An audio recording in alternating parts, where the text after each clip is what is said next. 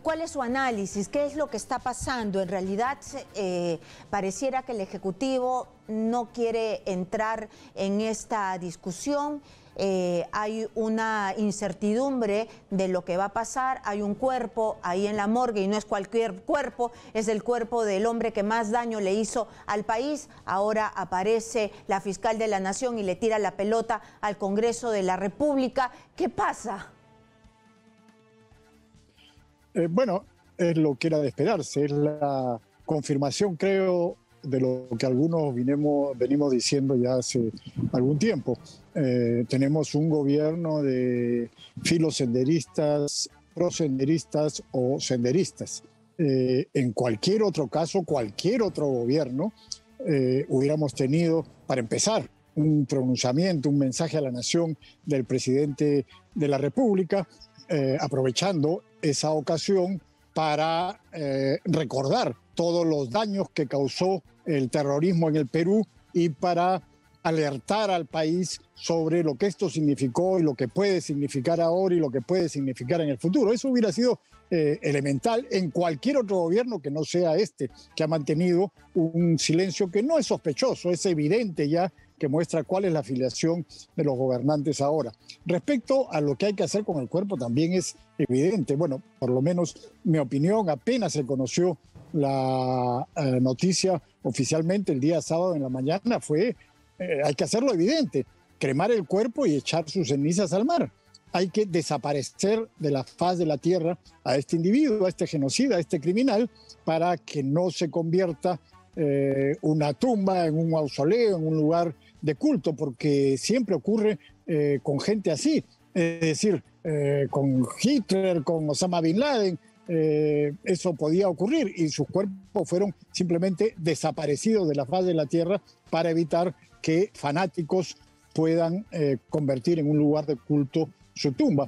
Sin embargo, esta demora del gobierno en tomar una decisión es insólita. Ya los abogados dicen claramente que ya las cosas están en manos del gobierno, ya pasaron los días que hacen que los familiares ya no tengan ningún acceso al cadáver y de hecho no hay familiares directos. O sea, la única familiar que podía reclamar es la otra cabecilla terrorista, Iparraguirre, que está con cadena perpetua, o sea que ella no puede, evidentemente, en la cárcel ocuparse de eso. Y la terrorista que ella designó, una criminal, una asesina, que ella designó por carta notarial para que se ocupe del cadáver, no puede hacerlo, está legalmente prohibido. Entonces, las cosas deberían haberse resuelto ya, pero como tenemos un gobierno de esta naturaleza, desgraciadamente sigue pendiente y sigue dando vueltas todo el mundo se pelotea, la Fiscalía, el Congreso, el otro, y nadie toma una decisión. Y eso, y el papel de la fiscal de la Nación, ahora lo que ha hecho ella es mandar un proyecto de ley al Congreso para que la habilite a hacer lo que todos los abogados han dicho que ya se puede hacer. Entonces, ¿por qué ella está especificando lo que ya se puede hacer? Se ha pasado de garantista. Esto no pasa con un cadáver de cualquier persona, pero ahora ya se pasa de escrupulosa con el genocida más grande de todos los tiempos, con el asesino, terrorista, criminal, genocida más grande que ha tenido el Perú. ¿Por qué se comporta así ella? Porque es cómplice, pues ya sabemos que la señora Ábalos es cómplice de toda esta coalición que viene gobernando desde Vizcarra, con Sagasti y ahora con Castillo. Entonces, por supuesto, no quiere incomodar a sus cómplices que están en el gobierno. Ahora, es verdad que puede hacerse un proyecto de ley, cosa que debería haber hecho el Congreso, ya deberían haber presentado una iniciativa, pero eso, sin duda, toma algún tiempo, por lo menos algunos días. Algunos abogados lo señalaron también desde el principio, eso debe hacerse, puede hacerse, pero ya no es el caso de lo que tenemos por delante. Ahora, con los restos de este criminal, de este genocida, hay que tomar una decisión ya, y debería haberse tomado. Y si el gobierno se lava las manos, pues ahí están las autoridades judiciales y fiscales para tomar la decisión de una vez. Hemos visto ayer, por ejemplo, la Junta de Portavoces del Congreso, todas las bancadas, con excepción de Perú Libre, dijeron hay que cremar el cuerpo y echar las cenizas al mar. Muy bien, pero ya no podían hacer más tampoco en ese momento. Después, no, pero Perú Libre se sumó para no quedar... Se sumó después, ¿no? Se sumó para no quedar en evidencia, pero ya era obvio pues que el único grupo que no participaba en esta decisión de la Junta de Portavoces eran ellos, ¿no? Y para no quedar mal se sumaron. Pero así están las cosas. Es increíble que las autoridades judiciales no hagan lo que tienen que hacer. Ya deberían haberlo hecho y ya terminamos con este aspecto del problema, que no es todo el problema, pero terminamos con este aspecto del problema y seguimos en la discusión de los problemas más importantes del Perú, los problemas que agobian a los peruanos, la falta de empleo, el COVID, la inflación, la inseguridad, etcétera. Pero no nos entretengamos más en este tema que ya lleva varios días inútilmente en la discusión ciudadana.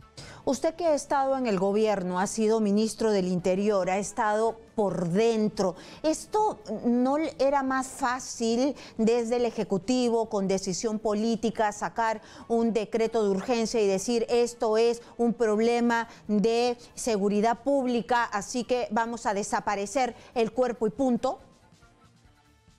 Sin ninguna duda. Y no solamente lo hubiera hecho el gobierno de Toledo, sino el de García, el de Humala, el de PPK, cualquier gobierno en el Perú hubiera hecho eso de inmediato, porque además, como digo, ya se cumplieron los plazos de ley, ya está claro que no hay ningún familiar que pueda reclamar el cuerpo, o sea, no hay ningún obstáculo de ningún tipo para tomar esa decisión y hacerlo. Cualquier gobierno lo hubiera hecho, menos un gobierno prosenderista, filosenderista o senderista.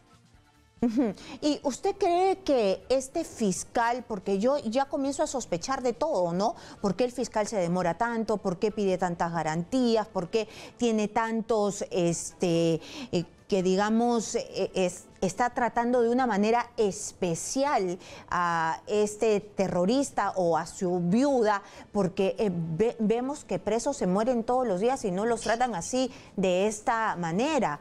Entonces, este fiscal se pasa de garantista, tiene miedo, estará siendo amenazado. ¿Tiene miedo, usted cree? Tienes razón, tiene miedo al gobierno. Tiene miedo al gobierno, que está lleno de senderistas, tiene miedo al gobierno, obviamente. Entonces, por eso están con pies de plomo a ver cómo se zafan del problema, cómo salen de este enredo sin molestar al gobierno. Tienen miedo al gobierno, ese es el punto. Entonces, nadie se atreve a tomar una decisión sin tener el visto bueno del gobierno. Eso es lo que está pasando. O sea, si el gobierno, ya ellos no toman la decisión, pero si quisiera influir en los fiscales o en los jueces, lo harían, pues, pero no lo hacen porque, bueno, ya sabemos por qué. ¿Y usted cree, porque yo estaba leyendo la información de algunos especialistas diciendo de que ahora están armando los terroristas, ¿no? Toda una estrategia para después tener que decir ante organismos internacionales de derechos humanos, ¿hay de dónde agarrarse? Abimael Guzmán se murió por la edad, pues, ¿no? ¿Y qué más se va a hacer, no? Significa que en todas partes del mundo se protege a la sociedad y ya hemos tenido aquí un mausoleo en Comas, donde era motivo de peregrinación de otros terroristas para rendirle homenaje. Solamente pensar de que el señor va a estar enterrado en algún lado va a exacerbar la memoria y tantas heridas que tienen los familiares. Entonces, esto es imposible. ¿Por qué ángulo se le agarraría para que los derechos humanos agarren este caso? No hay ninguno. Siempre hacen amenazas de esta naturaleza que van a llevarlo a organismos internacionales. No creo que exista en el mundo ningún organismo internacional que vaya a darles la razón. No existe, no hay ninguna posibilidad de que eso ocurra. Estamos en un mundo en el cual desde hace 20 años, justamente, desde el 11 de septiembre del año 2001, cuando se producen los ataques a las Torres Gemelas en Nueva York, bueno, el terrorismo se ha convertido en un fenómeno mundial que ha afectado a todos, incluyendo a los países desarrollados. Entonces, no existe en el mundo ningún organismo realmente de verdad, un organismo reconocido que vaya a darles la razón. O sea, es evidente que si un gobierno toma la decisión soberana de cremar y desaparecer los restos de un genocida, de un criminal de esta calaña, pues nadie lo va a contradecir. Entonces, creo que no hay ningún problema por ese lado. Son simplemente pretextos que están tomando para no hacer lo que tienen que hacer. ¿Y usted cómo calificaría la actitud del Premier? Porque me parece que la actitud del Premier ha tenido algunas declaraciones que se contraponen, ¿no? Primero le tira la pelota al Ministerio Público, luego no dice nada, hubo un momento de silencio, el Ejecutivo no hablaba, luego él habló. Me parece que no ha tenido una visión clara, una determinación clara frente a la muerte de Abimael Guzmán. Bueno, evidentemente, ¿qué la va a tener? Ese individuo tiene una acusación fiscal por apología del terrorismo, precisamente por ensalzar a Abimael Guzmán y a sus huestes, y otra acusación por terrorismo, por vincularse a los terroristas del BRAE. Dos acusaciones fiscales de esa naturaleza. ¿Qué cosa podemos esperar de una persona con esas características? Nada, obviamente. Entonces, estamos pues en una situación crítica cuando los herederos de Abimael Guzmán están en el gobierno. Ahora, algunos dicen, no son terroristas. Claro, el señor Pedro Castillo nunca ha puesto una bomba seguramente, pero son del Movadef, del CONARE, del FENATE, que es Sendero Luminoso con otro nombre, el Sendero Luminoso que abandonó las acciones terroristas porque fueron derrotados por las Fuerzas Armadas y por la policía. No abandonaron las acciones terroristas por convicción, sino porque fueron derrotados y se dieron cuenta que nunca iban a poder ganarle a las Fuerzas Armadas y a la policía en términos militares. Entonces optaron por el camino de la política y de las elecciones y desgraciadamente tuvieron éxito en las últimas elecciones y ahora están en el gobierno.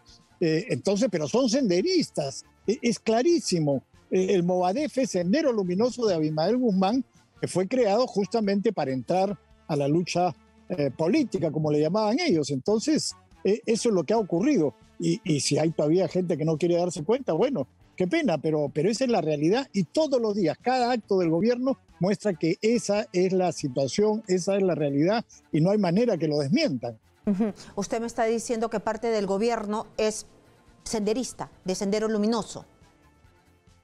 Sin duda, del Sendero Luminoso de Abimael Guzmán, del Movadef, que está en alianza con otros grupos, con los agentes de Cuba y Venezuela, que están más o menos representados por Cerrón, que a su vez han establecido vínculos con los que sí son terroristas, con los del BRAE, como dice la Dirección contra el Terrorismo, y como hay varios procesos en curso, tanto para Bermejo como para el mismo Guido Bellido, por su vinculación con los terroristas del BRAE. Y a esto se le suman los antauristas. Entonces es una coalición. Sendero Luminoso, Movadef, la facción de Guzmán, los agentes de Cuba y Venezuela y los rezagos del MRTA y los antauristas. Todos esos son los que han formado esta coalición que ahora se hace llamar Perú Libre. Pero están ahí, están en el gobierno, es obvio, ¿no? El señor Maraví, bueno, no tiene manera de negar sus vínculos, ¿no? Desde los años 80 hasta la actualidad. Entonces, creo que no hay ninguna duda sobre eso. El problema es que ellos están avanzando sin pausa hacia sus objetivos. Por ejemplo, lo que pasó hace algunos días, la captura de la Dirección Nacional de Inteligencia por parte de esta gente, y han puesto ahí a un conocido antaurista como jefe del gabinete de asesores. Es decir, organismos importantísimos para la seguridad nacional están siendo tomados por esta gente con consecuencias que son gravísimas, porque ya hemos visto cómo los servicios de inteligencia han sido usados para perseguir y acosar opositores, y ahora ya lo tienen. Entonces, la cosa yo creo que es muy, muy grave y muy preocupante, y todos debemos ser conscientes de eso. Y por eso quizás todavía seguimos con el cuerpo del genocida ahí, que nadie toma una decisión. Yo quería cambiar de tema también porque hoy día se ha suscitado un tema que me parece relevante.